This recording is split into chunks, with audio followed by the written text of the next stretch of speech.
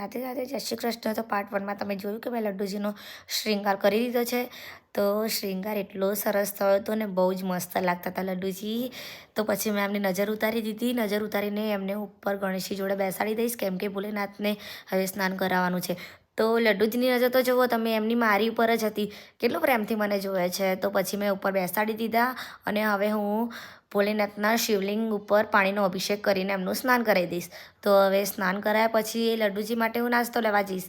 રસોઈ થાય ત્યાં સુધી નાસ્તો કરી લે।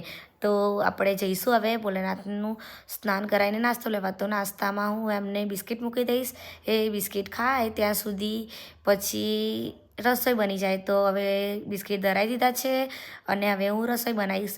રસોઈમાં તો મેં દાળ પલાળવા મૂકી દીધી, તો દાળ પલળી ગઈ હશે અને ભાજી બી મેં ધોઈને મૂકી દીધી, તો પાણી કાઢીને હવે એમના માટે હું શાક બનાવીશ। તો શાક એમનું ડુંગળી લસણ વગરનું જ બને છે, રોજે અલગથી એમનું બનાવવાનું। તો હું ડુંગળી લસણ વગરનું એમના માટે શાક બનાવી દઈશ। શાક બનીએ ત્યાં સુધી આપણે લોટ પલાળવા મૂકે તો એ સરસ પાણીમાં પલાળીને મૂકે તો હવે તેલમાં ગદડીને એમના માટે રોટલી બનાવી દઈશું। તો હું આ રસોઈ કરું તો બાજુમાં ભજન વાગતા હોય અને હું બધી રસોઈ બનાવું છું, અમારી અને લડ્ડુજીની પણ।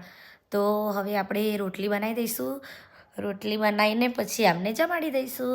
તો રોટલી હવે 2 રોટલી કરું છું એમના માટે।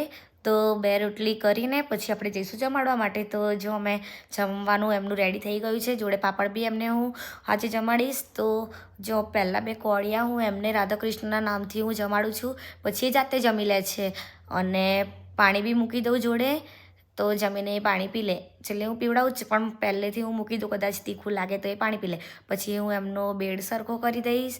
દરરોજે હું એમને નવડાવીને જઉં, પછી બેડને બધું સરખું કરીને ફૂલ મૂકીને જઉં, પણ આજે લેટ થઈ ગયું હતું તો પછી મેં મૂક્યું। તો પહેલાં ગણેશજીને ફૂલ મૂક્યા, ભોલેનાથજીને, લડ્ડુજીને, સખા સખીઓને અને પછી છેલ્લે ચામુંડમાને। તો હવે મૂકીને બાય બાય, રાધે રાધે।